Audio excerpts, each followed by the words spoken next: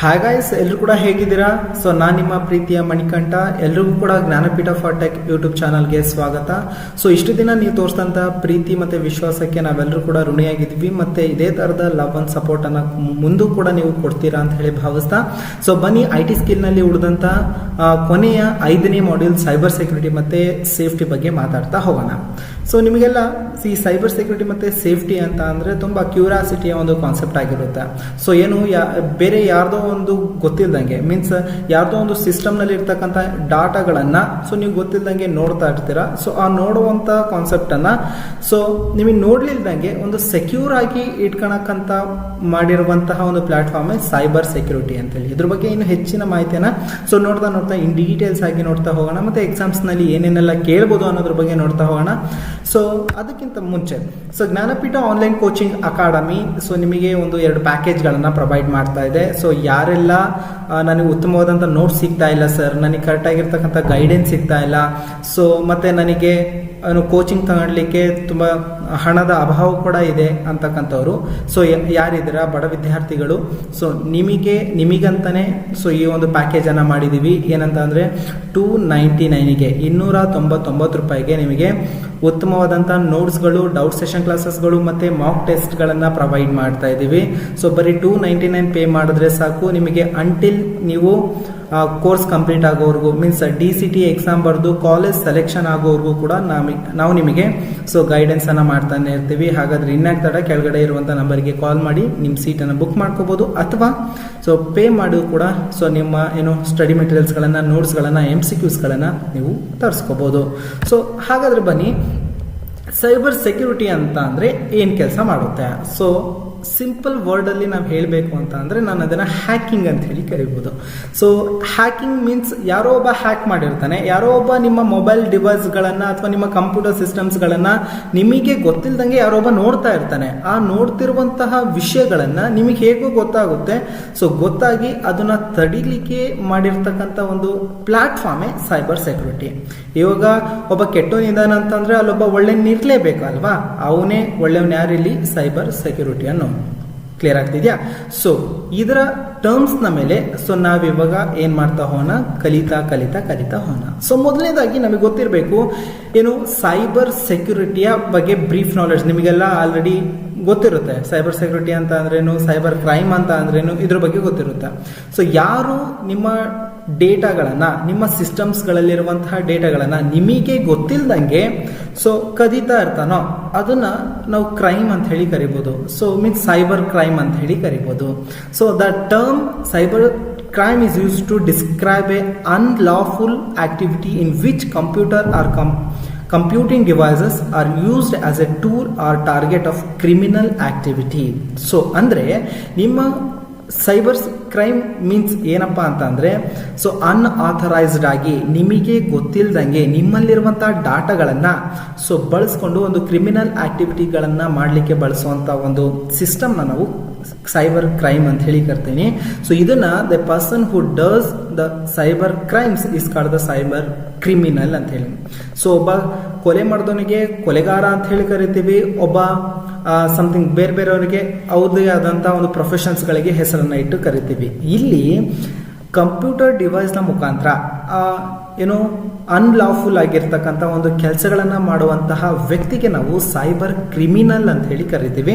So ಇದು most important, ನಿಮಗೆ ಗೊತ್ತಿರಬೇಕು. ಸೊ ಸೈಬರ್ ಕ್ರೈಮ್ಸ್ಗಳಲ್ಲಿ ನಾವು ತುಂಬ ಅಂದರೆ ಬೇರೆ ಕ್ಲಾಸಿಫಿಕೇಶನ್ಸ್ಗಳನ್ನು ಮಾಡ್ಕೊಂಡಿದ್ದೀವಿ. ಕ್ಲಾಸಿಫಿಕೇಶನ್ಸ್ ಮೀನ್ಸ್ ಕ್ರೈಮ್ ಮಾಡಲಿಕ್ಕೆ, ಅಪರಾಧ ಮಾಡಲಿಕ್ಕೆ ಯಾವ್ಯಾವ ರೀತಿಯಲ್ಲಿ ನಾವು ಮಾಡ್ಬೋದು ಅದನ್ನು ಸೊ 2 ರೀತಿಯಲ್ಲಿ ನಾವು ನೋಡ್ಬೋದು. ಒಂದು ಇನ್ಸೈಡರ್ ಅಟ್ಯಾಕ್ ಮತ್ತು ಎಕ್ಸ್ಟರ್ನಲ್ ಅಟ್ಯಾಕ್ ಅಂತ ಹೇಳಿ. ಸರ್ ಏನಿದು ಇನ್ಸೈಡರ್ ಅಂಡ್ ಎಕ್ಸ್ಟರ್ನಲ್ ಅಂದರೆ an attack to the network or the computer system by some person with authorised system access is known as insider attack. ಅಂದರೆ ಸೊ ಆ ವ್ಯಕ್ತಿ ನಿಮಗೆ ಗೊತ್ತಿರ್ತಾನೆ. ಫಾರ್ ಎಕ್ಸಾಂಪಲ್ ಗೊತ್ತಿರೋದು ಅಂತ ಅಂದರೆ ಸೊ ನಿಮಗೆ ಗೊತ್ತಿರ್ತಕ್ಕಂಥ ಒಂದು ಯಾವುದೋ ಒಂದು ಆ್ಯಪನ್ನು ಅಥವಾ ಯಾವುದೋ ಒಂದು ಸಿಸ್ಟಮನ್ನು ನಿಮ್ಮ ಸಿಸ್ಟಮ್ನಲ್ಲಿ ಹಾಕೋತೀರ. ಸೊ ಅವನು ಸೊ ಆ ಒಂದು ಆ್ಯಪ್ನ ಮುಖಾಂತರ ನಿಮ್ಮ ಡೇಟಾಗಳನ್ನು ಸ್ಟೋರ್ ಮಾಡ್ತಿರ್ತಾನೆ. ಸೊ ಎಕ್ಸ್ಟರ್ನಲ್ ಅಟ್ಯಾಕ್ ಅಂದರೆ ಏನು? The attacker is from external entity of a organisation it is known as external attack. ಅಂದರೆ ನಿಮಗೆ ಗೊತ್ತಿರೋನಲ್ಲ, ಯಾರೋ ಒಂದು ISI ಏಜೆಂಟೋ ಅಥವಾ ಬೇರೆ ಯಾವುದೋ ಆರ್ಗನೈಸೇಷನೋ, ಸೊ ಅಲ್ಲಿಂದ ಕುತ್ಕೊಂಡು ಬೇರೆ ಎಲ್ಲೋ ಒಂದು ಕಡೆ ಕುತ್ಕೊಂಡು ನಿಮಗೆ ಗೊತ್ತಿಲ್ಲದೇನೆ ನಿಮ್ಮ ಸಿಸ್ಟಮ್ಸ್ಗಳನ್ನು ವಾಚ್ ಮಾಡಿರ್ತಕ್ಕಂಥವ್ರು, ಅಟ್ಯಾಕ್ ಮಾಡೋರನ್ನ ನಾವು ಎಕ್ಸ್ಟರ್ನಲ್ ಅಟ್ಯಾಕರ್ ಅಂಥೇಳಿ ಅಥವಾ ಎಕ್ಸ್ಟರ್ನಲ್ ಅಟ್ಯಾಕ್ ಅಂಥೇಳಿ ನಾವು ಅದನ್ನು ಕನ್ಸಿಡರ್ ಮಾಡ್ತೀವಿ. ಸೊ ಹಾಗಾದರೆ ಸರ್ ಇವರೆಲ್ಲ ಯಾಕೆ ಈ ಥರ ಅಟ್ಯಾಕ್ ಮಾಡಬೇಕು? ಸೊ ಈ ಸೈಬರ್ ಕ್ರಿಮಿನಲ್ಸ್ಗಳಿರ್ತಾರಲ್ವಾ, ಸೊ ಈ ಕ್ರಿಮಿನಲ್ಸ್ಗಳು ಏನಕ್ಕೋಸ್ಕರ ಕ್ರೈಮ್ ಮಾಡ್ತಾರೆ ಸರ್? ರೀಸನ್ಸ್ ಫಾರ್ ಸೈಬರ್ ಕ್ರೈಮ್ಸ್ಗಳು ಅಂತ ಹೇಳಿ ಬಂದಾಗ, ಸೊ ಏನಕ್ಕೆ ಮಾಡ್ತಾರೆ ಸರ್? ಸೊ ನೀವು ಡೌಟ್ಸ್ಗಳನ್ನು ಕೇಳ್ಬೋದಲ್ವಾ, ಏನಂತ ಸರ್ ಏನಕ್ಕೆ ಮಾಡ್ತಾರೆ? ಒಂದು ದುಡ್ಡಿಗೋಸ್ಕರ ಮಾಡ್ತಾರೆ, ಮನಿಗೋಸ್ಕರ, ಒಂದು ರಿವೆಂಜು. ಯಾರೋ ಒಬ್ಬ ದುಶ್ಮನ್ ಇರ್ತಾನೆ, ಸೊ ಅವನಿಗೋಸ್ಕರ ರಿವೆಂಜನ್ನು ತಿಳಿಸ್ಕೊಳ್ಳಿಕ್ಕೋಸ್ಕರ ಮಾಡ್ಬೋದು. ಕೆಲವೊಬ್ರು ಇರ್ತಾರೆ, ನಮಗೆ ದುಡ್ಡು ಬೇಡ, ರಿವೆಂಜು ಇಲ್ಲ, ನನಗೆ ಸುಮ್ಮನೆ ತಮಾಷೆಗೋಸ್ಕರ ಇದನ್ನು ಸೈಬರ್ ಕ್ರೈಮ್ ಮಾಡ್ತೀನಿ ಅಂತ ಫನ್ನಿಗೋಸ್ಕರ ಯೂಸ್ ಮಾಡ್ಕೋಬೋದು, ರೆಕಾಗ್ನೈಸೇಷನಿಗೋಸ್ಕರ ಕೂಡ ಯೂಸ್ ಮಾಡ್ಕೋಬೋದು. ಸೈಬರ್ ಎಸ್ಪಿಯೋನೇಜ್ ಅಂತ ಹೇಳಿ, ಅಂದರೆ ಸೈಬರ್ನಲ್ಲಿ ನಾನು ಒಂದು ದೊಡ್ಡ ಮಟ್ಟದಾದಂಥ ಒಂದು ಹೆಸರನ್ನು ಮಾಡಬೇಕು ಅಂತೇಳಿ ಆ ಥರನೂ ಕೂಡ ಮಾಡ್ಬೋದು. ಕೆಲವೊಬ್ರು ಮೀನ್ಸ್ ಇನ್ನೊಬ್ಬರಿಗೆ ತೊಂದರೆ ಕೊಟ್ಟು ನಾನು ಅದನ್ನು ಖುಷಿ ಪಡಿರ್ತಕ್ಕಂಥವ್ರು ಇರ್ತಾರೆ. ಆ ಥರದವರು ಸೈಕೋಸ್ಗಳಂತ ಹೇಳಿ ಕರಿತೀವಲ್ಲ, ಆ ಥರ ಸೈಬರ್ ಎಸ್ಪಿಯೋನೇಜರ್ಸ್ ಅಂಥೇಳಿ ನಾವು ಅದನ್ನು ಕನ್ಸಿಡರ್ ಮಾಡ್ಬೋದು. ಇಷ್ಟು ವಿಷಯಗಳಿಗೆ ಕ್ರಿಮಿನಲ್ಸ್ಗಳು ಸೈಬರ್ ಕ್ರೈಮನ್ನು ಮಾಡ್ತಾ ಇದ್ದಾವೆ ಅಂತ ಹೇಳಿ. ಸೊ ಹಾಗಾದರೆ ಈ ಸೈಬರ್ ಕ್ರೈಮ್ಸ್ಗಳಲ್ಲಿ ಯಾವ್ಯಾವ ಬೇರೆ ಬೇರೆ ಟೈಪ್ಸ್ಗಳಿದ್ದಾವೆ, ಸೊ ನಾವು ಅದನ್ನು ನೋಡ್ಬೋದು. ಹೇಗೆಲ್ಲ ಆಗ್ಬೋದು ಅಂತಂದರೆ, ಒಂದು ಮಾಲ್ವೇರ್ಸ್ಗಳನ್ನು ಯೂಸ್ ಮಾಡಾಕ್ಬೋದು, ಇಲ್ಲಾಂದರೆ ಫಿಶಿಂಗ್ಸ್ಗಳನ್ನು ಯೂಸ್ ಮಾಡಾಕ್ಬೋದು, ಇಲ್ಲಾಂದರೆ ಸ್ಪೇರ್ ಫಿಶಿಂಗ್ಸ್ಗಳು ಅಂತ ಹೇಳಿ. So man in the middle attack ಅಂತ ಹೇಳಿದೆ. ಸೊ ಮತ್ತೆ denial of service attacks, SQL injections, 0 day exploits, advanced persistent ಥ್ರೀಡ್ಸ್ಗಳು, ರ್ಯಾನ್ಸಮ್ ವೇಸ್ಗಳು, DNS ಅಟ್ಯಾಕ್ಸ್ಗಳು, ಹೀಗೆ ಅನೇಕವಾದಂಥ ಥ್ರೀಡ್ಸ್ಗಳನ್ನು ಸೊ ನೀವು ನೋಡ್ಬೋದು. ಇವೆಲ್ಲವೂ ಕೂಡ ಸೊ ನಿಮಗೆ ಗೊತ್ತಿಲ್ಲದಂಗೆ ಆಗಿರ್ತಕ್ಕಂಥ ವಿಷಯಗಳು. ಸೊ ಇವುಗಳಿಂದ ಸೊ ಮೀನ್ಸ್ ಒಂದು ಯಾವುದೋ ಒಂದು ಮೀನ್ಸ್ ವೈರಸ್ ಆಗಿರ್ಬೋದು, ಮಾಲ್ವೇರ್ ಆಗಿರ್ಬೋದು, ಒಂದು ಮಿಲಿಷಿಯಸ್ ಆಗಿರ್ತಕ್ಕಂಥ ಸಾಫ್ಟ್ವೇರು ನಿಮಗೆ ಗೊತ್ತಿಲ್ಲದಂಗೆ ನೀವು ಯಾವುದೋ ಏನೋ ಸರ್ಚ್ ಮಾಡೋಕೆ ಹೋಗಿ ಏನೋ ಡೌನ್ಲೋಡ್ ಮಾಡ್ಕೊಂಡಿರ್ತೀರ, ಅದರೊಳಗಡೆ ಮಾಲ್ವೇರ್ ಇರುತ್ತೆ. ಸೊ ಮೀನ್ಸ್ ಕ್ರಿಮಿನಲ್ಸ್ಗಳು ಅದನ್ನು ಯೂಸ್ ಮಾಡಿಕೊಂಡು ನಿಮ್ಮ ಡಾಟಾಗಳನ್ನು ಕದಿಬೋದು. ಸೊ ಯಾರೊಬ್ಬ ಮೀನ್ಸ್ ಫಿಶಿಂಗ್ ಮಾಡ್ಬೋದು. ಫಿಶಿಂಗ್ ಅಂತ ಅಂದರೆ ಮೀನು ಹಿಡಿಯೋದು ಅಂತ ಹೇಳಿ. ಸೊ ಫಿಶಿಂಗ್ ಅಟ್ಯಾಕ್ ಮಾಡ್ಬೋದು. ಹೇಗೆ? ಸೊ ನಿಮಗೊಂದು ಏನು 10,000 ಕೊಡ್ತೀನಿ, 20,000 ಕೊಡ್ತೀನಿ, ಫ್ರೀ ಲ್ಯಾಪ್ಟಾಪ್ ಘೋಷಣೆ ಮಾಡಿದೆ, ಸೊ ಹೀಗೆಲ್ಲ ನಿಮಗೆ ಅವಾಗ ಮೆಸೇಜಸ್ ಬರ್ತಾ ಇರುತ್ತೆ. ಸೊ ಮೀನ್ಸ್ ನೀವು ಈ ಲಿಂಕ್ ಮೇಲೆ ಕ್ಲಿಕ್ ಮಾಡಿ ನೀವು ಅದನ್ನು ಗ್ರ್ಯಾಬ್ ಮಾಡ್ಕೋಬೋದು ಅಂತೇಳಿ. ಅಂದರೆ ಯಾರೋ ಒಬ್ರು ನಿಮ್ಮನ್ನು ಅಂದರೆ ಗಾಳ ಹಾಕ್ತಿದ್ದಾರೆ ಅಂತ ಹೇಳಿ. ಆ ಥರ ಬೇರೆ ಬೇರೆ ಅಟ್ಯಾಕ್ಸ್ಗಳನ್ನು ನಾವಿಲ್ಲಿ ನೋಡ್ಕೋತಾ ಹೋಗ್ಬೋದು. ಹಾಗಾದರೆ ನಿಮ್ಮ ಒಂದು ಅಟ್ಯಾಕ್ಸ್ಗಳಿಂದ ನಾವು ಹೇಗೆ ಬಚಾವಾಗಬೇಕು ಸರ್? ಇಷ್ಟೆಲ್ಲ ರೀತಿಯಲ್ಲಿ ಅಟ್ಯಾಕ್ ಆಗುತ್ತೆ ಅಂತ ನಾವು ಹೇಳಿದ್ವಿ. ಸೊ ಅಟ್ಯಾಕ್ ಆಗ್ತಾ ಇದೆ, ನಾವು ಅದನ್ನು ಯಾವ ರೀತಿ ನೋಡ್ಕೋಬೇಕು sir? For example 15 ways to protect your business from the cyber attack.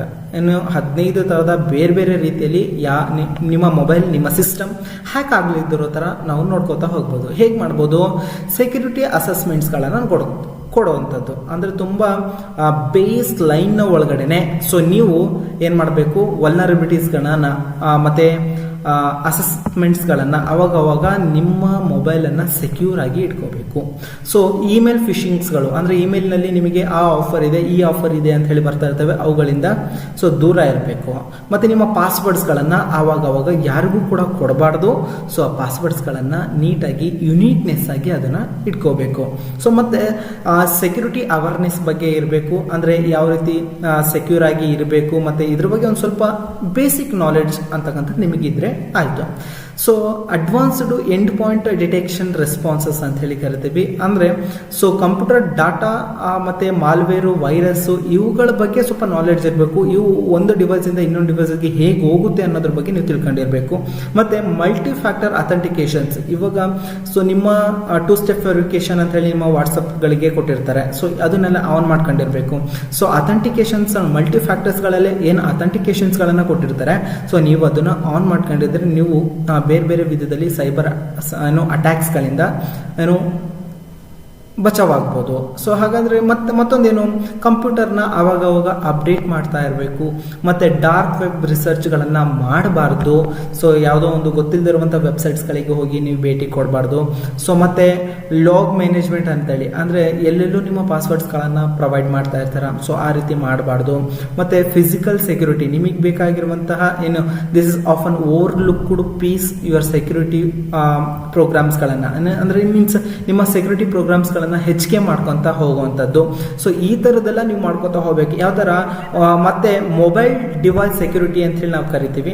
So ನಿಮ್ಮ ಮೊಬೈಲ್ ಡಿವೈಸ್ ಸೆಕ್ಯೂರ್ ಆಗಿ ಇಟ್ಕೋಬೇಕು. ಹೇಗೆ ಇವಾಗಿನ ಕಾಲದಲ್ಲಿ ಹೇಗಾಗಿದೆ ಅಂತಂದರೆ, ಯಾರಿಗೂ ಒಬ್ಬರಿಗೆ ನಿಮ್ಮ ಮೊಬೈಲನ್ನು ಕೊಡ್ತೀರಾ, ಸೊ ಅವರು ನಿಮಗೆ ಗೊತ್ತಿಲ್ಲದಂಗೆ ಏನು ಮಾಡಿದ್ದಾರೆ, ಯಾವ ಥರ ಆಕ್ಟಿವಿಟೀಸ್ ನಡೆಸ್ತಿದ್ದಾರೆ, ಇದನ್ನೆಲ್ಲ ನೀವು ಚೆಕ್ ಮಾಡಬೇಕಾಗುತ್ತೆ. ನಿಮ್ಮ ಮೊಬೈಲ್ ಡಿವೈಸನ್ನು ತುಂಬ ಸೆಕ್ಯೂರ್ ಆಗಿ ಇಟ್ಕೋಬೇಕು. ಸೊ ಮತ್ತು ಫೈರ್ ವಾಲ್ನ ಬಗ್ಗೆ ನಿಮಗೆ ನಾಲೆಡ್ಜ್ ಅನ್ನ ಇರಬೇಕು, ಎನ್ಕ್ರಿಪ್ಷನ್ಸ್ಗಳ ಬಗ್ಗೆ ನಾಲೆಡ್ಜ್ ಇರಬೇಕು, ನಿಮ್ಮ ಡೇಟಾಗಳನ್ನು ಅವಾಗ ಬ್ಯಾಕಪ್ ಅಲ್ಲಿ ಇಟ್ಕೋಬೇಕು. ಸೈಬರ್ ಇನ್ಶೂರೆನ್ಸ್ ಕೂಡ ಅವೈಲೇಬಲ್ ಇದೆ, ಅದನ್ನು ಕೂಡ ಮಾಡಿಸ್ಕೋಬಹುದು. ಹೀಗೆ ಸೈಬರ್ ಅಟ್ಯಾಕರ್ಸ್ಗಳಿಂದ ನೀವು ಬಚಾವಾಗಿ ಇರ್ಬೋದು. ಸೊ ನೋಡೋಣ ಹಾಗಾದ್ರೆ ಫಿಶಿಂಗ್ ಅಂದ್ರೆ ಏನು ಅಂತ ಹೇಳಿ. ಸೊ ಫಿಶಿಂಗ್ ಅಂದರೆ ಏನು ಇಲ್ಲ, ನಿಮಗೆ ನಾನು ಅವಾಗಲೇ ಡಿಸ್ಕಷನ್ ಮಾಡಿದೆ. ಸೊ ನಿಮಗೆ ಒಂದಿಷ್ಟು ಮೆಸೇಜಸ್ಗಳು ಬರ್ತಾ ಇರುತ್ತೆ. ಯಾವ ಥರ ಬರ್ತಾ ಇರುತ್ತೆ ಅಂದರೆ, ಸೊ ಇದರಿಂದ ನಿಮಗೆ ಫ್ರೀಯಾಗಿ ಆಫರ್ಸ್ಗಳನ್ನು ಕೊಡ್ತೀವಿ, ಸೊ ಇದ್ರ ಮೇಲೆ ಕ್ಲಿಕ್ ಮಾಡಿ ನೀವು ಆ ಆಫರ್ಸನ್ನು ಗ್ರ್ಯಾಬ್ ಮಾಡ್ಕೊಳ್ಳಿ. ಡಿಯರ್ ಸ್ಟೂಡೆಂಟ್ಸ್, ನಿಮಗೊಂದು ಗೊತ್ತಿರಬೇಕು, ಜಗತ್ತಲ್ಲಿ ಉಚಿತವಾಗಿ ಏನೂ ಕೂಡ ಸಿಗೋದಿಲ್ಲ. ಅಂಥದ್ರಲ್ಲಿ ಇವರು ಲಕ್ಷಾಂತರ ರೂಪಾಯಿ ಬೆಲೆ ಬಾಳುವಂಥ ಐಫೋನ್ ಆಗಿರ್ಬೋದು, ಮತ್ತು ಲ್ಯಾಪ್ಟಾಪ್ಸ್ಗಳಾಗಿರ್ಬೋದು, ಇದನ್ನೆಲ್ಲ ಹೇಗೆ ಕೊಡ್ತಾರೆ? ಸೊ ಮೀನ್ಸ್ ಆ ಲಿಂಕ್ ಮೇಲೆ ಕ್ಲಿಕ್ ಮಾಡಿದಾಗ ನಿಮ್ಮ ಡೇಟಾ ಅವ್ರ ಹತ್ರ ಹೋಗುತ್ತೆ. ಇದು ಅವ್ರು ಮಾಡ್ತಕ್ಕಂಥ ಟ್ರಿಕ್ಸ್, ಮೀನ್ಸ್ ಫಿಶಿಂಗ್ ಅಟ್ಯಾಕ್ ಅಂತ ಹೇಳಿ ಕರಿತೀವಿ. ಸೊ ಇದ್ರ ಬಗ್ಗೆ ನಿಮಗೆ ಗೊತ್ತಿರಬೇಕು. ಸೊ ಫಿಶಿಂಗ್ ಅಟ್ಯಾಕ್ಸ್ ಅಂದರೆ, ಇವಾಗ ಇಲ್ಲೊಂದಿದೆ, ಏನು ಗೂಗಲ್ ಥರನೇ ಒಂದು ವೆಬ್ಸೈಟನ್ನು ರೆಡಿ ಮಾಡಿ, ಅಂದರೆ ಇದು ಗೂಗಲ್ ಅಂತ ಹೇಳಿ ನಿಮಗೆ ಅನ್ನಿಸ್ಬೇಕು. ಸೊ ಗೂಗಲ್ ಥರನೇ ಒಂದು ವೆಬ್ಸೈಟನ್ನು ರೆಡಿ ಮಾಡಿದ್ದಾರೆ. ಸೊ ಮೀನ್ಸ್ ಅದ್ರ ಮೇಲೆ ಕ್ಲಿಕ್ ಮಾಡಿದ್ರೆ ನೀವು ಗೂಗಲಲ್ಲೇ ಯೂಸ್ ಮಾಡ್ತಿದ್ದೀರೇನೋ ಅಂತ ಹೇಳಿ ಅನ್ಕೋತೀರಾ.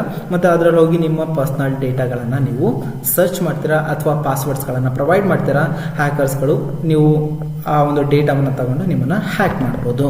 So next man in the middle attack, ಅಂದರೆ MITM ಅಟ್ಯಾಕ್ ಅಂತ ಹೇಳಿ ಕರಿತೀವಿ. ಇದು ಹೇಗೆ ಕೆಲಸ ಮಾಡುತ್ತಾ ಅಂತಂದರೆ, so a man in the middle attack is when an attackers secretly interrupts and alters communication between two parties without their knowledge. ಈಗ ಫಾರ್ ಎಕ್ಸಾಂಪಲ್, ನೀನು ಮತ್ತೆ ನಿನ್ನ ಫ್ರೆಂಡ್ ಇಬ್ಬರು ಕೂಡ ಮೊಬೈಲ್ನಲ್ಲಿ ಮಾತಾಡ್ತಾ ಇರ್ತೀರ.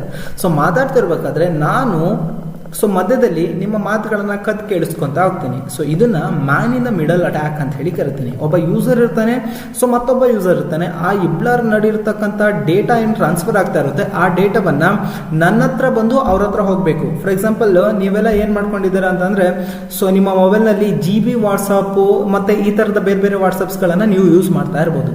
ಸೊ ಇದರಿಂದ ನಿಮಗೆ ಏನು ಆಗುತ್ತೆ ಅಂತಂದ್ರೆ, ಡೈರೆಕ್ಟ್ ಆಗಿ ಸೊ ನಿಮಗೆ ವಾಟ್ಸಪ್ನಲ್ಲಿ ಒಂದು ಮೆಸೇಜ್ ಶೋ ಆಗ್ತಾ ಇರುತ್ತೆ. ಏನಂತ ಆಗ್ತಾ ಇರುತ್ತೆ, so end to end encryption, even WhatsApp cannot read your messages ಅಂತ ಹೇಳಿ ಇರುತ್ತೆ. ಮೀನ್ಸ್ ವಾಟ್ಸಪ್ಪು ಕೂಡ ನಿಮ್ಮ ಮೆಸೇಜಸ್ಗಳನ್ನು ರೀಡ್ ಮಾಡಲ್ಲ, ಅದನ್ನು ಸ್ಟೋರ್ ಮಾಡ್ಕೊಳ್ಳಲ್ಲ ಅಂತ ಹೇಳಿ. ಆದರೆ ನೀವೇನು ಎಕ್ಸ್ಟ್ರಾ ಫೀಚರ್ಸ್ಗಳು ಬೇಕು ಅಂತ ಹೇಳಿ ಏನು GB ವಾಟ್ಸಪ್ ಆಗಿರ್ಬೋದು, ವಾಟ್ಸಪ್ ಆಗಿರ್ಬೋದು, ಅಥವಾ ಇನ್ನೇನೋ ಬೇರೆ ಬೇರೆ ವಾಟ್ಸಪ್ಸ್ಗಳನ್ನು ನೀವು ಯೂಸ್ ಮಾಡ್ತಿರ್ತೀರಲ್ವಾ. ಸೊ ಅದರ ಒಳಗಡೆ ನೀವು ಕಳಿಸುವಂಥ ಮೆಸೇಜು ಎಲ್ಲೋ ಒಂದು ಕಡೆ ಸ್ಟೋರ್ ಆಗಿ, ಸೊ ನೀವು ಕಳಿಸುವಂಥ ನಿಮ್ಮ ಫ್ರೆಂಡು ಅಥವಾ ನೀವು ಫ್ಯಾಮಿಲಿಗೂ ಅವ್ರಿಗೆ ಹೋಗ್ತಾ ಇರುತ್ತೆ. ನೀವು ಕಳಿಸುವಂಥ ಮೆಸೇಜಸ್ಗಳು ಎಲ್ಲೋ ಒಂದು ಕಡೆ ಮೀನ್ಸ್ ಆ ಒಂದು GB ವಾಟ್ಸಪ್ಪನ್ನು ಕ್ರಿಯೇಟ್ ಮಾಡಿರುವಂಥ ವ್ಯಕ್ತಿ ಹತ್ರ ಹೋಗಿ ಮೀನ್ಸ್ ಆ ಒಂದು ಸರ್ವರಲ್ಲಿ ಸ್ಟೋರ್ ಆಗಿ ಅಲ್ಲಿ ಹೋಗುತ್ತೆ. ಸೊ ಇದ್ರ ಬಗ್ಗೆ ಸೊ ನಾಲೆಡ್ಜ್ ಇರಬೇಕು. Means man in the middle attack ಅಂತ ಹೇಳಿ ನಾವು ಇದನ್ನು ಕರಿಬೋದು. ಸೊ ನೆಕ್ಸ್ಟ್ ಸ್ಪ್ಯಾಮಿಂಗ್ ಅಂತ ಹೇಳಿ. ಸ್ಪ್ಯಾಮಿಂಗ್ ಅಂತ ಅಂದರೆ refers to the act of sending unsolicited and often unwanted messages, typically in bulk, to large number of recipients. These messages are usually advertisements or promotional content are sent with the consent of the recipient. ಅಂದರೆ ನಿಮಗೆ ಅವಾಗ messages ಬರ್ತಾ ಇರುತ್ತೆ. So ಏನೋ ನಿಮಗೆ ನಾಲೆಡ್ಜೇ ಇರೋದಿಲ್ಲ, means ಅದೇನು ಅಂತಾನೆ ಗೊತ್ತಿರಲ್ಲ. ಈ ಥರ ಆಫರ್ ಇದೆ, ಹಾಗೆ ಮಾಡಿ ಹೀಗೆ ಮಾಡಿ ಅಂತ ಹೇಳಿ ಅಡ್ವರ್ಟೈಸ್ಮೆಂಟ್ ನಾಲೆಡ್ಜ್ಗಳಿರುತ್ತೆ. ಹಾಗಾದ್ರೆ ನಿಮ್ಮ ನಂಬರ್ ಹೇಗೆ ಸಿಗ್ತಾವ್ರಿಗೆ? ಸೊ ಮೀನ್ಸ್ ಇವೆಲ್ಲವೂ ಕೂಡ ನಿಮ್ಮ ಹತ್ತಿರ ಇರುವಂಥ ನೀವೇ ಪ್ರೊವೈಡ್ ಮಾಡಿರ್ತೀರಾ, ಯಾವುದೋ ವೆಬ್ಸೈಟಿಗೆ ಹೋಗ್ತೀರಾ, ಅಲ್ಲಿ ನಿಮ್ಮ ಡೇಟಾಗಳನ್ನು ಫಿಲ್ ಮಾಡಿರ್ತೀರಾ. ಇವೆಲ್ಲವೂ ಕೂಡ ಸ್ಪ್ಯಾಮ್ ಮಾಡಲಿಕ್ಕೆ, ಬಲ್ಕ್ ಮೆಸೇಜಸ್ಗಳಾಗಿ ಕಳಿಸ್ಲಿಕ್ಕೆ, ಒಂದ್ಸಲ ಮೆಸೇಜನ್ನು ಕ್ಲಿಕ್ ಮಾಡಿದ್ರೆ ಸಾವಿರಾರು ಜನಕ್ಕೆ ಮೆಸೇಜಸ್ಗಳು ಹೋಗ್ತಾ ಇರುತ್ತೆ. ಸೊ ಈ ಥರ ಸ್ಪ್ಯಾಮಿಂಗ್ ಮೆಸೇಜಸ್ಗಳನ್ನು ನೀವು ಬರ್ತಾ ಇರುತ್ತೆ. ಸೊ ಇದ್ರ ಬಗ್ಗೆ ನಿಮಗೆ ಗೊತ್ತಿರಬೇಕು. ಸೊ ನೆಕ್ಸ್ಟ್ ಮಾಲ್ವೇರ್ಸ್ ಅಂತಂದರೆ, ಮಾಲ್ವೇರ್ ಅಂತ ಅಂದರೆ ಮಿಲಿಷಿಯಸ್ ಪ್ಲಸ್ ಸಾಫ್ಟ್ವೇರ್ ಅಂತ ಹೇಳಿ.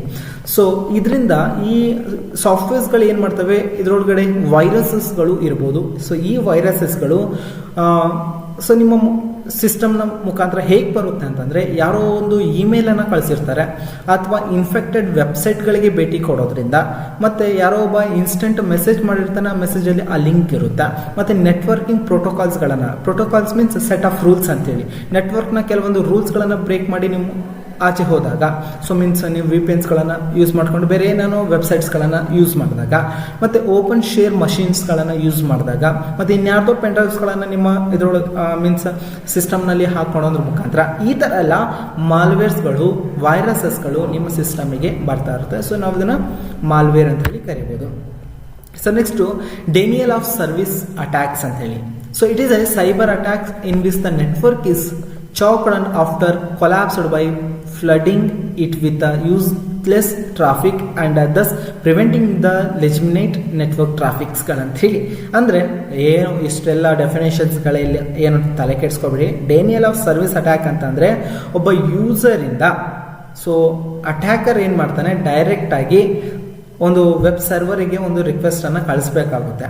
ಸೊ ನೀವು ಒಂದು ಸರ್ವರಿಗೆ ಒಂದು ರಿಕ್ವೆಸ್ಟನ್ನು ಕಳಿಸ್ಬೇಕಾಗುತ್ತೆ.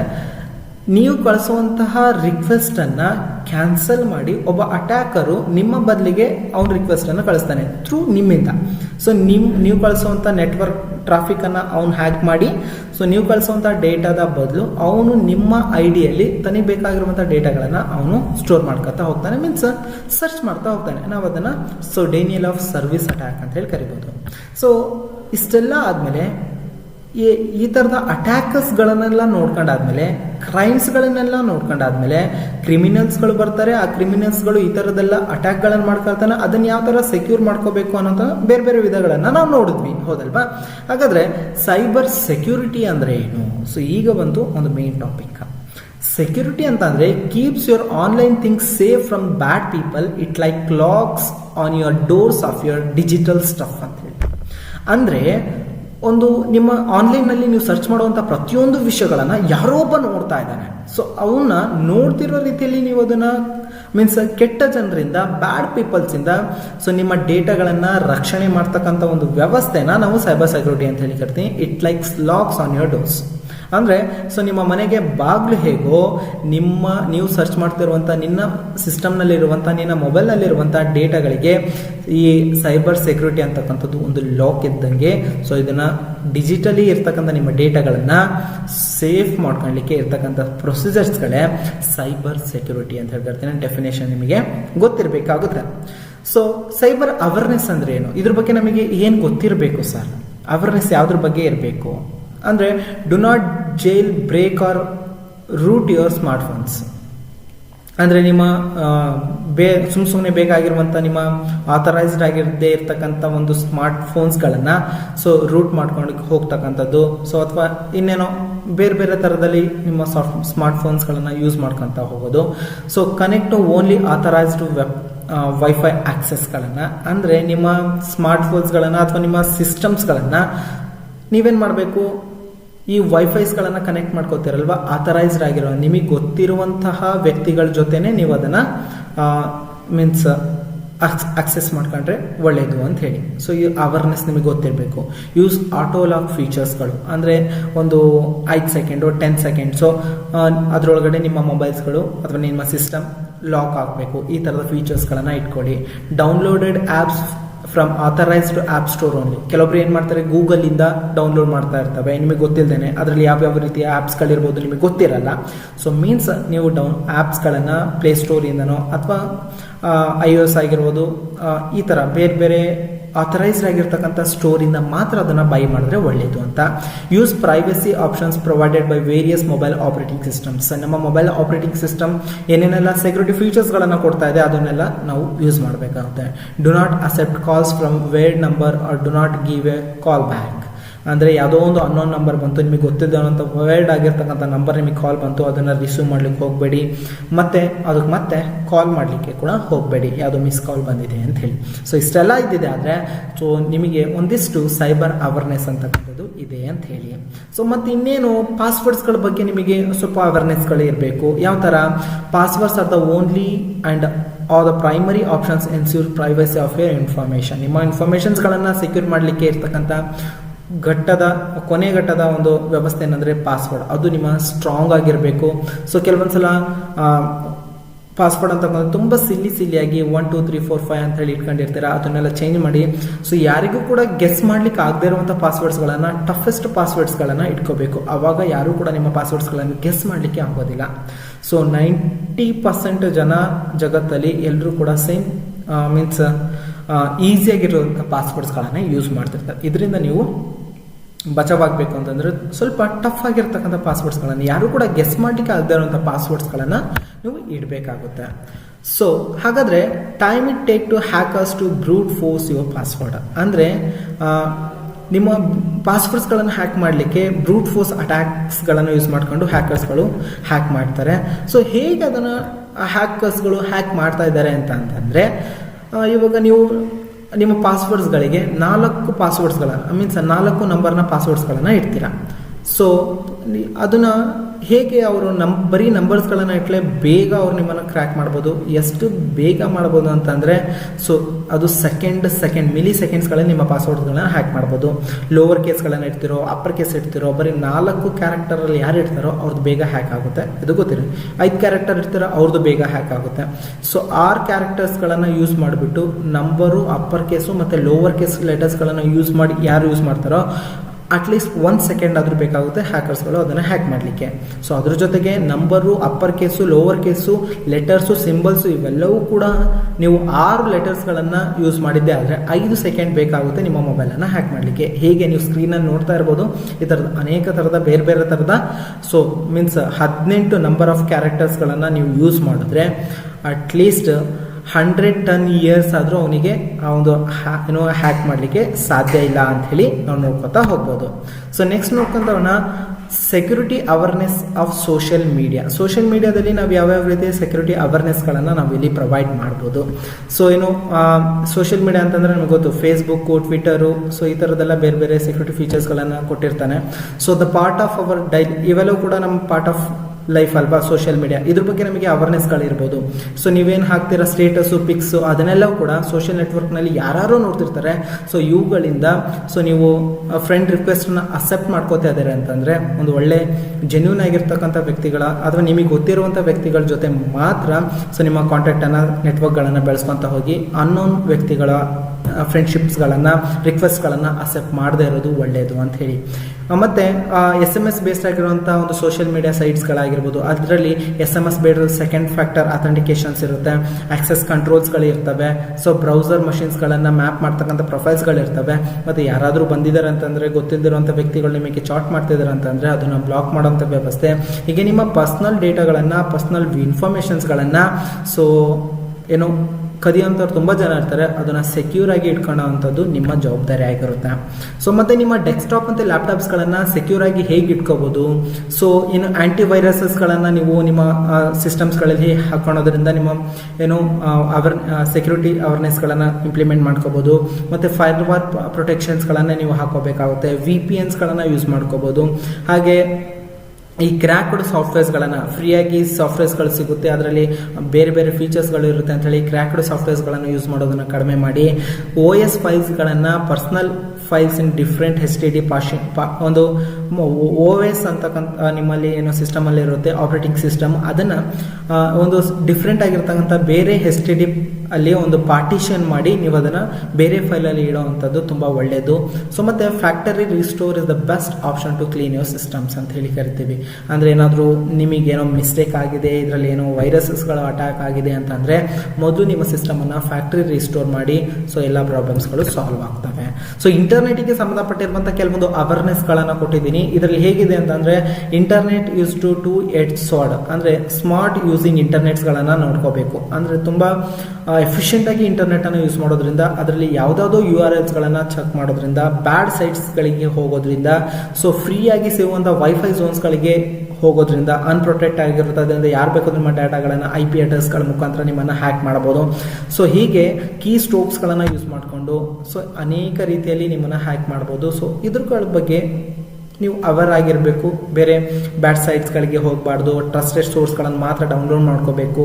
ಸೊ ಮತ್ತು ವೈಫೈ ಝೋನ್ಸ್ಗಳ ಅಂದರೆ ಫ್ರೀಯಾಗಿ ಸಿಗ್ತಿದೆ ಅಂತ ಹೇಳಿ ಎಲ್ಲೂ ಕೂಡ ಬೇರೆ ಬೇರೆ ಇದನ್ನು ಯೂಸ್ ಮಾಡಬಾರ್ದು. ಹಾಗೆ ನೆವರ್ ವಿಸಿಟ್ ಅನ್ಟ್ರಸ್ಟೆಡ್ ವೆಬ್ಸೈಟ್ಸ್ಗಳಾಗಿರ್ಬೋದು. ಸೊ ಹೀಗೆ ಬೇರೆ ಬೇರೆ ಥರದ ಒಂದು ನಾಲೆಡ್ಜ್ಗಳು ನಿಮಗೆ ಬೇಕು. ಸೊ ಹಾಗಾದರೆ ಆ್ಯಂಟಿ ವೈರಸಸ್ಗಳನ್ನು ಹಾಕೊಳ್ಳೋದ್ರ ಮುಖಾಂತರ, ಸೊ ನಿಮ್ಮ ಮೊಬೈಲ್ನಲ್ಲಿ ನಿಮ್ಮ ಸಿಸ್ಟಮ್ಸ್ಗಳಲ್ಲಿ ಅದನ್ನು ಆ್ಯಂಟಿ ವೈರಸಸ್ಗಳನ್ನು ಹಾಕೊಳ್ಳೋದ್ರಿಂದ ಈ ವೈರಸಸ್ಗಳಿಂದ ಬರುವಂತಹ ಪ್ರಾಬ್ಲಮ್ಸ್ಗಳನ್ನು, ಅಂದರೆ ಮೀನ್ಸ್ ಯಾರೋ ಒಬ್ಬ ಬಂದಿರ್ತಾರೆ, ಸೊ ಅದನ್ನು ಡಿಟೆಕ್ಟ್ ಮಾಡಲಿಕ್ಕೆ ಈ ಆ್ಯಂಟಿ ವೈರಸ್ ಸಾಫ್ಟ್ವೇರ್ಸ್ಗಳನ್ನು ನೀವು ಇನ್ಸ್ಟಾಲ್ ಮಾಡ್ಕೋಬೇಕಾಗುತ್ತೆ. ಅದನ್ನು ಬೆಸ್ಟಾಗಿ ಆ್ಯಂಟಿ ವೈರಸ್ ಸಾಫ್ಟ್ವೇರ್ ಅಂದರೆ ನಾರ್ಟನ್ ಆ್ಯಂಟಿ ವೈರಸ್ ಆಗಿರ್ಬೋದು, ಮೆಕ್ಅಫೆ ಆ್ಯಂಟಿ ವೈರಸ್ಸು ಅವಸ್ಥೆ ಆಗಿದೆ. ಸೊ ಕಸ್ಪರ್ಸ್ಕಿ ಅಂತ ಹೇಳಿ ಒಂದು ಆ್ಯಂಟಿ ವೈರಸ್ ಇದೆ. ಸೊ ಇವನ್ನೆಲ್ಲ ಒಂದು ಪೇಯ್ಡ್ ವರ್ಷನ್ಸ್ಗಳಿರ್ತವೆ ಅಥವಾ ಫ್ರೀ ವರ್ಷನ್ಸ್ಗಳನ್ನು ಕೂಡ ನೀವು ನೋಡ್ಬೋದು. ಸೊ ಅದನ್ನು ಈಸಿಯಾಗಿ ನೀವು ಯೂಸ್ ಮಾಡ್ಕೊಳ್ಳೋ ಮುಖಾಂತರ ನಿಮ್ಮ ಸಿಸ್ಟಮ್ನಲ್ಲಿ ಬರುವಂಥ ವೈರಸಸ್ಗಳಾಗಿರ್ಬೋದು ಮತ್ತು ಮಾಲ್ವೇರ್ಸ್ಗಳನ್ನು ನೀವು ಇಲ್ಲಿ ತಡಿಬೋದು. ಸೊ ಮತ್ತೆ ಈಗ ನೋಡೋಣ ಫೈರ್ವಾಲ್ ಕಾನ್ಸೆಪ್ಟ್ ಅಂತ ಅಂದರೆ, ಸೊ ಇಂಟರ್ನೆಟ್ಟಿಂದ ಬಂದುವಂಥ ಫೈರ್ವಾಲ್ ಅಂತ ಅಂದರೆ ಏನು ಮೊದಲೇ ತಿಳ್ಕೊಬೇಕು.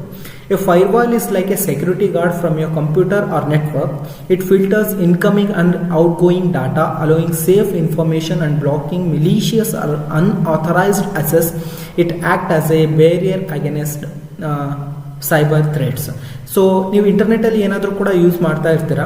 ಸೊ ಇಂಟರ್ನೆಟ್ಟಿಂದ ನೀವೇನಾದರೂ ಒಂದು ಡೇಟಾವನ್ನು ಪಡ್ಕೋಬೇಕು ಅಂತಂದರೆ, ಅಥವಾ ನೀವೇನಾದರೂ ಇಂಟರ್ನೆಟ್ಟಿಗೆ ಹೋಗಿ ಅದನ್ನು ಕಾಪಾಡ್ಕೋಬೇಕು ಅಂತ ಅಂದರೆ, ಇಂಟರ್ನೆಟ್ಟಲ್ಲಿ ಏನಾದರೂ ಸರ್ಚ್ ಮಾಡಬೇಕಂತಂದರೆ ನಿಮ್ಮ ಡೇಟಾವನ್ನು ಸೊ ಆ ಒಂದು ಫೈರ್ವಾಲನ್ನು ದಾಟಿ ಹ್ಯಾಕರ್ಸ್ಗಳು ನಿಮ್ಮ ಸಿಸ್ಟಮನ್ನು ತಲುಪಲಿಕ್ಕೆ ಸಾಧ್ಯ ಇಲ್ಲ.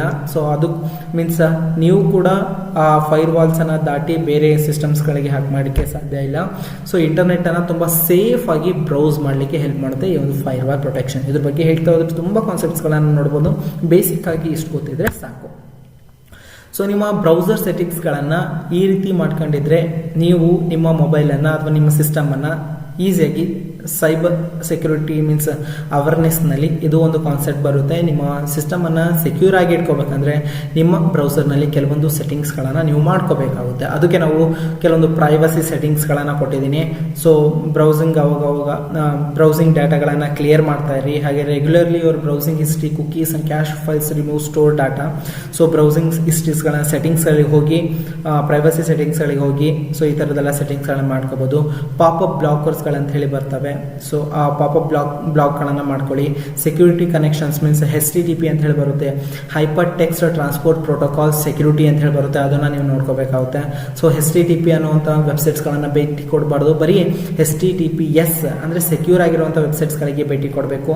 ಹಾಗೆ ಡಿಸೇಬಲ್ ಆಟೋಫಿಲ್ಸ್ಗಳನ್ನು ಸುಮ್ಮನೆ ಮೀನ್ಸ್ ಆಟೋಫಿಲ್ ಅಂತಕ್ಕಂಥ ಆಲ್ರೆಡಿ ನೀವು ಸೇವ್ ಮಾಡ್ಕೊಂಡಿರ್ತೀರ ಯಾವುದೋ ಒಂದು ನಿಮ್ಮ ರೆಗ್ಯುಲರ್ ಇನ್ಫಾರ್ಮೇಷನ್ಸ್ಗಳನ್ನು, ಅದನ್ನು ಆಟೋಫಿಲ್ ಮಾಡ್ತಾ ಇರ್ತೀರ. ಸೊ ನಿಮ್ಮ ಟೈಮನ್ನು ಯೂಸ್ ಮಾಡಲಿಕ್ಕೆ ಈ ರೀತಿ ಮಾಡೋದ್ರಿಂದ ಅನ್ಅಥರೈಸ್ಡ್ ಆಗಿ ಬೇರೆ ಯಾರು ಬೇಕಾದ್ರೂ ನಿಮ್ಮ ಡೇಟಾಗಳನ್ನು ಕದಿಬೋದು. ಸೊ ಈ ರೀತಿ ಸೆಟ್ಟಿಂಗ್ಸ್ಗಳನ್ನು ನೀವು ಮಾಡ್ಕೋಬೇಕು. ಹೀಗೆ ಇಂಪಾರ್ಟೆಂಟ್ ಆಗಿರುವಂಥ ಕೆಲವೊಂದು ಪ್ರೈವಸಿ ಆ್ಯಂಡ್ ಪಾಸ್ವರ್ಡ್ ಪಾಲಿಸೀಸ್ಗಳು ಇಲ್ಲಿ ಇದೆ, ನೀವು ನೋಡ್ಬೋದು. ಪ್ರೊಟೆಕ್ಟಿಂಗ್ ಪರ್ಸನಲ್ ಇನ್ಫಾರ್ಮೇಷನ್ಸ್ಗಳಾಗಿರ್ಬೋದು, ಪ್ರಿವೆಂಟ್ ಐಡೆಂಟಿಟಿ ಥೆಫ್ಟ್ಗಳು. ಸೊ ನಿಮ್ಮ ಐಡೆಂಟಿಟಿ ಥೆಫ್ಟ್ಗಳನ್ನು ಆಗ್ತಾ ಇರ್ತವೆ, ಅದನ್ನು ಪ್ರಿವೆಂಟ್ ಮಾಡ್ಕೋಬೇಕು. ಡಾಟಾ ಕಾನ್ಫಿಡೆನ್ಷಿಯಲಿ, ನಿಮ್ಮ ಡೇಟಾ ಅಂತಕ್ಕಂಥ ತುಂಬ ಇಂಪಾರ್ಟೆಂಟು, ಅದನ್ನು ಕಾನ್ಫಿಡೆಂಟಾಗಿ ಇಟ್ಕೊಳ್ಳಿ. ಕೆಲವೊಂದು ಲೀಗಲ್ ಕಾಂಪ್ಲಿಯನ್ಸಸ್ಗಳನ್ನು ನೋಡ್ಕೊಳ್ಳಿ. ಹಾಗೆ ಟ್ರಸ್ಟ್ ಆ್ಯಂಡ್ ರೆಪ್ಯುಟೇಷನ್ಸ್ಗಳ ಬಗ್ಗೆ ನಿಮಗೆ ಗೊತ್ತಿರಬೇಕಾಗುತ್ತೆ. ಸೊ ನಿಮಗೆ ಆಲ್ರೆಡಿ ಹೇಳಿದೆ ನಾನು ಮೊದಲನೇದಾಗೆ ಏನಂತ ಅಂದರೆ, ಜ್ಞಾನಪೀಠ ಆನ್ಲೈನ್ ಕೋಚಿಂಗ್ ಅಕಾಡೆಮಿಯಲ್ಲಿ ನಿಮಗೆ 299ಗೆ ಡೌಟ್ ಸೆಷನ್ಸ್ಗಳು, ಸ್ಟಡಿ ಮೆಟೀರಿಯಲ್ಸ್ಗಳು ಮತ್ತು ಮಾಕ್ ಟೆಸ್ಟ್ಗಳನ್ನು ಪ್ರೊವೈಡ್ ಮಾಡ್ತಾ ಇದ್ದೀವಿ. ಕೆಳಗಡೆ ಕಾಣಿಸ್ತಿರುವಂಥ ನಂಬರ್ಗೆ ಕಾಲ್ ಮಾಡಿ ಸೊ ಇದರ ಸದುಪಯೋಗನ ನೀವು ಪಡಿಸ್ಕೊಳ್ಳಿ ಅಂತ ಅಂತ ಹೇಳ್ತಾ ಸೊ ಬನ್ನಿ ಇವಾಗ ಇಷ್ಟೋ ತನಕ ನೀವೇನು ಕೇಳಿದ್ದೀರಾ ಅದ್ರ ಬಗ್ಗೆ MCQsಗಳನ್ನು ಡಿಸ್ಕಷನ್ ಮಾಡ್ತಾ ಹೋಗೋಣ. So what is the purpose of a firewall in cyber security? So ನಿಮ್ಮ ಆಪ್ಷನ್ ಸಿ ಇಲ್ಲಿ ಸರಿಯಾದ ಉತ್ತರ. ಅಂದರೆ purpose of firewall in cyber security, cyber security firewall ಅಂತಕ್ಕಂಥದ್ದು ಏನು ಕೆಲಸ ಮಾಡುತ್ತೆ? ಇದು to prevent unauthorized access to a network. So ಯಾವುದಾದ್ರೂ ಒಂದು ನೆಟ್ವರ್ಕ್ ಇದೆ, ಅದಕ್ಕೆ ಅನ್ಆಥರೈಸ್ಡ್ ಆಗಿ ನಿಮಗೆ ಗೊತ್ತಿಲ್ಲದೇನೆ ಸೊ ಅದನ್ನು ಆಕ್ಸೆಸ್ ಮಾಡೋದ್ರಿಂದ ಅವರನ್ನು ತಡೆಯುವಂಥ ಕೆಲಸವನ್ನು ಈ ಒಂದು ಫೈರ್ ವಾಲ್ ಮಾಡ್ತಾ ಇರುತ್ತೆ. Which of the following is an example of A strong password? ತುಂಬ ಸ್ಟ್ರಾಂಗ್ ಪಾಸ್ವರ್ಡ್ ಈ ಕೆಳಗಿನಲ್ಲಿ ಯಾವುದು ಅಂತ ಹೇಳಿ ಕೇಳಿದ್ದಾರೆ. ಸೊ ಯಾವುದು ಅಂತ ಅಂದರೆ ನಂಬರ್ಸು ಅದಲ್ಲ. Option C capital P8SSWORD symbols, ಇದನ್ನು ಈ ಥರ ನೀವು ಯೂಸ್ ಮಾಡಿದ್ರೆ ವೆರಿ ಸ್ಟ್ರಾಂಗ್ ಪಾಸ್ವರ್ಡ್ ಅಂತ ಹೇಳಿ ನಾವು ಅದನ್ನು ಕರಿಬೋದು. ಸೊ ನಿಮ್ಗೆ ಗೊತ್ತಿರಬೇಕು, ಬೇರೆ ಯಾವುದೇ ಕಾನ್ಸೆಪ್ಟ್ಸ್ ಮೀನ್ಸ್ ಯಾವ ಥರನಾದರೂ ನಿಮಗೆ ಟ್ವಿಸ್ಟ್ ಮಾಡಿ ಕೇಳ್ಬೋದು ಇದ್ರ ಬಗ್ಗೆ. ಸೊ ಗಮನವಿಟ್ಟೇ ಇರಬೇಕು. What is the term for a malicious program that spread by attacking itself to other files or program? ಅಂದರೆ ಸೊ ಒಂದು ಮಿಲಿಷಿಯಸ್ ಸಾಫ್ಟ್ವೇರ್ ಇರುತ್ತೆ. ಈ ಸಾಫ್ಟ್ವೇರು ನಿಮ್ಮ ಪ್ರೋಗ್ರಾಮ್ಸ್ಗಳಿಗೆ ನಿಮ್ಮ ಫೈಲ್ಸ್ನ ಮುಖಾಂತರ ನಿಮಗೆ ನಿಮ್ಮ ಸಿಸ್ಟಮ್ಸ್ಗಳಲ್ಲಿ ಬಂದು ಸೇರ್ಕೊಂಡು ನಿಮ್ಮ ಡೇಟಾಗಳನ್ನು ಕದ್ದಿ ಬೇರೆಯವ್ರಿಗೆ ಕೊಡ್ತಾ ಇರುತ್ತೆ. ಈ ಒಂದು ಕಾನ್ಸೆಪ್ಟನ್ನು ನಾವು ಏನಂತ ಕರಿತೀವಿ ಅಂದರೆ ವೈರಸ್ನ ಫುಲ್ ಫಾರ್ಮ್ ಹೀಗಂತ ಕರಿತೀವಿ, vital information resource under siege ಅಂತ ಹೇಳಿ ಬರ್ಕೋಬಿಡಿ. Vital information resource under siege ಅಂತ ಹೇಳಿ ಇದನ್ನ ಕರಿಬಹುದು. ನೆಕ್ಸ್ಟ್ ಬರೋಣ. Which of the following is not a common type of cyber security? So cyber attack. So ಇದರಲ್ಲಿ ಫೈರ್ ವಾಲ್ ಅಂತಕ್ಕಂಥದ್ದು ಸೈಬರ್ ಸೆಕ್ಯೂರಿಟಿ ಅಂಡರ್ನಲ್ಲಿ ಬರುತ್ತೆ. ಆದರೆ ಇನ್ನು ಉಳಿದಂಥ denial of service, ransomware, spoofing ಇವೆಲ್ಲ ಕೂಡ ಸೈಬರ್ ಅಟ್ಯಾಕ್ಸ್ಗಳು. ಬಟ್ ಫೈರ್ ವಾಲ್ ಅಂತಕ್ಕಂಥದ್ದು ಸೈಬರ್ ಸೆಕ್ಯೂರಿಟಿ ಆಗಿರುತ್ತೆ, ಗೊತ್ತಿರಬೇಕು. What is the purpose of the multi factor authentication? MFA ಅಂತ ಹೇಳಿ ಕರಿತೀವಿ. ಮಲ್ಟಿ ಫ್ಯಾಕ್ಟರ್ ಅಥೆಂಟಿಕೇಶನ್ ಅಥವಾ ಟೂ ಫ್ಯಾಕ್ಟರ್ ಅಂತ ಕರಿಬೋದು. ಒಂದಕ್ಕಿಂತ ಜಾಸ್ತಿ ಇರೋದನ್ನು ಮಲ್ಟಿ ಫ್ಯಾಕ್ಟರ್ ಅಂತ ಹೇಳಿ ಕರಿತೀವಿ. ಸೊ ಇದು ಏನಕ್ಕೋಸ್ಕರ ಯೂಸ್ ಮಾಡಬೇಕು ಅಂತ ಅಂದರೆ ಟು ಪ್ರೊಟೆಕ್ಟ್ ಅಗೇನೆಸ್ಟ್ ಫಿಶಿಂಗ್ ಅಟ್ಯಾಕ್ಸ್ಗಳು. ಅಂದರೆ ಯಾರೋ ಒಬ್ಬ ನಿಮ್ಮನ್ನು ಗಾಳ ಹಾಕಿ ಹಿಡಿಯೋ ಥರ ನೀವು ಆಗಿರಬಾರ್ದು. ಸೊ ಫ್ರೀಯಾಗಿ ಬರ್ತಿದೆ, ಸೊ ಮೀನ್ಸ್ ಇದ್ಯಾವುದೋ ಜೆನ್ಯೂನ್ ಆಗಿರುವಂಥ ವೆಬ್ಸೈಟ್ ಥರ ಕ್ರಿಯೇಟ್ ಮಾಡಿ, ಗೂಗಲ್ ಥರನೇ ಇನ್ನೊಂದು ವೆಬ್ಸೈಟನ್ನು ಯೂಸ್ ಮಾಡಿ ಅಲ್ಲಿ ನಿಮ್ಮ ಡೇಟಾಗಳನ್ನು ಕದಿಬೋದು. ಇನ್ಸ್ಟಾಗ್ರಾಮ್ ಥರನೇ ಒಂದು ಬೇರೊಂದು ಇನ್ಸ್ಟಾಗ್ರಾಮನ್ನು ಡೌನ್ಲೋಡ್ ಮಾಡಿಸಿ ಇನ್ಸ್ಟಾಗ್ರಾಮ್ ಪ್ರೋ ಅಂತ ಹೇಳಿ ಬಂದಿದೆ. ಸೊ ಈ ಥರ ಬೇರೆ ಬೇರೆ ಮೀನ್ಸ್ ಸಾಫ್ಟ್ವೇರ್ಸ್ಗಳನ್ನು ಡೌನ್ಲೋಡ್ ಮಾಡಿಸಿ ಅದೇ ಥರದ ಕ್ಲೋನಿಂಗ್ಸ್ಗಳನ್ನು ಮಾಡಿಕೊಂಡು ಅದರಲ್ಲಿ ನಿಮ್ಮ ಡೇಟಾಗಳನ್ನು ಕದೀತಾ ಇರ್ತಾರೆ. ಸೊ ಅದ್ರ ಬಗ್ಗೆ ನಾಲೆಡ್ಜನ್ನು ಇರಬೇಕು. What is the best practices for handling suspicious emails or messages? ಅಂದರೆ ಸೊ ನಿಮಗೆ ಗೊತ್ತಿಲ್ಲದೇನೆ ಸಸ್ಪಿಷಿಯಸ್ ಆಗಿರುವಂಥ ಇಮೇಲ್ಸ್ಗಳನ್ನು ಮತ್ತು ಮೆಸೇಜಸ್ಗಳನ್ನು ಹ್ಯಾಂಡಲ್ ಮಾಡುವಂಥ ಬೆಸ್ಟ್ ಪ್ರಾಕ್ಟೀಸ್ ಯಾವುದು ಅಂತಂದರೆ delete the email or message without opening it. ಅಂದರೆ ಯಾವುದಾದ್ರೂ ಸಸ್ಪಿಷಿಯಸ್ ಕೆಟ್ಟ ಮೆಸೇಜ್ ಅಥವಾ ಇದ್ಯಾವುದೋ ಹ್ಯಾಕರ್ಸ್ಗಳಿಂದ ಬಂದಿರೋಂಥದ್ದು ಇದು ಸರಿಯಿಲ್ಲ ಅಂತೇಳಿ ನಿಮಗೇನಾದರೂ ಅನಿಸಿದರೆ ಅದನ್ನು ಓಪನ್ ಮಾಡೋಕ್ಕಿಂತ ಮುಂಚೆನೇ ಡಿಲೀಟ್ ಮಾಡೋದು ತುಂಬ ಉತ್ತಮ ಅಂತ ಹೇಳಿ. ನೆಕ್ಸ್ಟ್ ಬರೋಣ. What is the term for a deceptive techniques use to trick individual into revealing sensitive information or performing actions? ಅಂದರೆ ಒಂದು ನಿಮಗೆ ಗೊತ್ತಿಲ್ಲದಂಗೆ ನಿಮಗೆ ಮೀನ್ಸ್ ಇವಾಗ ಹೇಳಿದೆ ನಾನು ಸೆನ್ಸಿಟಿವ್ ಇನ್ಫಾರ್ಮೇಷನ್ಸ್ಗಳನ್ನು ಮೀನ್ಸ್ ನಿಮಗೆ ಟ್ರಿಕ್ಕಿ ಮುಖಾಂತರ ಸೊ ಟ್ರಿಕ್ಸ್ಗಳನ್ನು ಯೂಸ್ ಮಾಡಿ ಒಂದು ವೆಬ್ಸೈಟನ್ನು ಕ್ರಿಯೇಟ್ ಮಾಡಿ ಅದು ಬೇರೆ ವೆಬ್ಸೈಟನ್ನು ಜೆನ್ಯೂನ್ ವೆಬ್ಸೈಟ್ ಥರ ನಿಮಗೆ ಕಾಣಿಸ್ಕೊಂಡು ಅದರಿಂದ ನಿಮ್ಮ ಡೇಟಾಗಳನ್ನು ಸ್ಟೋರ್ ಮಾಡಿ ಕದಿಯೋಂಥ ಒಂದು ಕೆಲಸಕ್ಕೆ ನಾವೇನಂತ ಕರಿತೀವಿ? ಫಿಶಿಂಗ್ ಅಂತ ಹೇಳಿ ಕರಿತೀವಿ. ನೀವು ಆಲ್ರೆಡಿ ಕಲ್ತಿದ್ದೀರಾ. What is the primary purpose of encryption in cyber security? Cyber ಸೆಕ್ಯೂರಿಟಿಯಲ್ಲಿ ಪ್ರೈಮರಿ ಪರ್ಪಸ್ ಏನಾಗಿರುತ್ತೆ ಅಂತಂದರೆ ಎನ್ಕ್ರಿಪ್ಷನ್ ಮಾಡ್ಕೊಳ್ಳಿಕ್ಕೆ, to convert data into secret code to protect its confidentiality. ಡಾಟಾವನ್ನು ಸೀಕ್ರೆಟ್ ಕೋಡ್ ಆಗಿ ಕನ್ವರ್ಟ್ ಮಾಡಿ ಅದನ್ನು ಆಕ್ಟಿವಿಟಿಯನ್ನು ಕಾನ್ಫಿಡೆನ್ಷಿಯಲಿ ಆಗಿ ಇಟ್ಕೊಳ್ಳುವಂಥ ಒಂದು ಕೆಲಸವನ್ನು ಸೈಬರ್ ಸೆಕ್ಯೂರಿಟಿ ಅಂತಕ್ಕಂಥದ್ದು ಮಾಡುತ್ತೆ. ಸೊ ನೆಕ್ಸ್ಟ್ ಬರೋಣ. What is the term for a cyber security attack where an attacker poses as a trustworthy entity to deceive individuals or gain sensitive information? ಇದನ್ನು ಕೂಡ ನಾವು ಸೆನ್ಸಿಟಿವ್ ಇನ್ಫಾರ್ಮೇಷನ್ಸ್ಗಳನ್ನು ಅಟ್ಯಾಕರ್ಸ್ಗಳು ನಿಮಗೆ ಒಳ್ಳೆಯವರು ಅಂಥೇಳಿ ಅನಿಸಿ ಒಳ್ಳೆಯವರಿಂದನೇ ಅವರು ಹಾಗೆ ನಿಮ್ಮ ಡೇಟಾಗಳನ್ನು ಜೆನ್ಯೂನ್ ಅಂಥೇಳಿ ನಿಮಗೆ ನಾಟಕವನ್ನು ಮಾಡಿ ಸೊ ಅಲ್ಲಿಂದ ನಿಮ್ಮ ಡೇಟಾಗಳನ್ನು ಕದೀತಾ ಇರ್ತಾರೆ. ಇದನ್ನು ಫಿಶಿಂಗ್ ಅಟ್ಯಾಕ್ ಅಂತ ಹೇಳಿ ಕರಿತೀವಿ. What is the best practice to secure wifi networks? ನಿಮ್ಮ ವೈಫೈ ನೆಟ್ವರ್ಕ್ಸ್ಗಳನ್ನು ಮೀನ್ಸ್ ಸೆಕ್ಯೂರ್ ಆಗಿ ಇಟ್ಕೊಳ್ಲಿಕ್ಕೆ ಏನನ್ನ ಮಾಡಬೇಕು. ಸೊ ಅದಕ್ಕೋಸ್ಕರ ನೀವು ಪಾಸ್ವರ್ಡ್ಸ್ಗಳನ್ನು ಇಟ್ಕೋಬೇಕು, ಆ ಯುನೀಕ್ ಪಾಸ್ವರ್ಡ್ಸ್ಗಳನ್ನು ಕ್ರಿಯೇಟ್ ಮಾಡ್ಕೋಬೇಕು. ಅದಕ್ಕೆ enable WPA2 or WPA3 encryption and use a strong unique password ಅಂತ ಹೇಳಿ ಕರಿತೀವಿ. ಸೊ ಮೀನ್ಸ್ ಸ್ಟ್ರಾಂಗ್ ಆಗಿರೋಂಥ ಯುನೀಕ್ ಪಾಸ್ವರ್ಡನ್ನು ನೀವು ನಿಮ್ಮ ವೈಫೈ ಪಾಸ್ವರ್ಡ್ಸ್ಗಳಾಗಿ ಯೂಸ್ ಮಾಡ್ಕೊಳ್ಳಿ. ಕೆಲವೊಬ್ಬರು ನಂಬರ್ಸ್ಗಳನ್ನು ಇಟ್ಟಿರ್ತಾರೆ, 1122 ಅಂತ ಹೇಳಿ ಇಟ್ಟಿರ್ತಾರೆ. ಸೊ ಇದ್ರ ಬಗ್ಗೆ ನಿಮಗೆ ನಾಲೆಡ್ಜನ್ನು ಇರಬೇಕು. ಸೊ ಇದಾಗಿತ್ತು ಇವತ್ತಿನ ಕ್ಲಾಸ್. ಇವತ್ತಿಗೆ ನಿಮ್ಮ ಕಂಪ್ಲೀಟ್ ಆಗಿರ್ತಕ್ಕಂತಹ IT ಸ್ಕಿಲ್ಸ್ನ ಎಲ್ಲ ಕ್ವಶನ್ಸ್ಗಳು ಕವರ್ ಆಗಿರ್ತವೆ. ಸೊ ಇನ್ನೂ ಹೆಚ್ಚಿನ ವೀಡಿಯೋಸ್ಗಳು ಮುಂದಿನ ದಿನದಲ್ಲಿ ಬರ್ತಾ ಹೋಗುತ್ತೆ. Thank you for support guys. ಹೇಗೆ ಸಪೋರ್ಟ್ ಮಾಡ್ತಾ ಇರಿ ಅಂತ ಹೇಳ್ತಾ, ಒಂದು ಒಳ್ಳೆ ಕಾಲೇಜ್ ನಿಮ್ದಾಗಲಿ ಅಂತ ಹೇಳಿ ಬಯಸ್ತಾ ಈ ಒಂದು ವಿಡಿಯೋನ ಇಲ್ಲಿಗೆ ಮುಗಿಸ್ತಾ ಇದ್ದೀನಿ. ಬಾಯ್ ಬಾಯ್.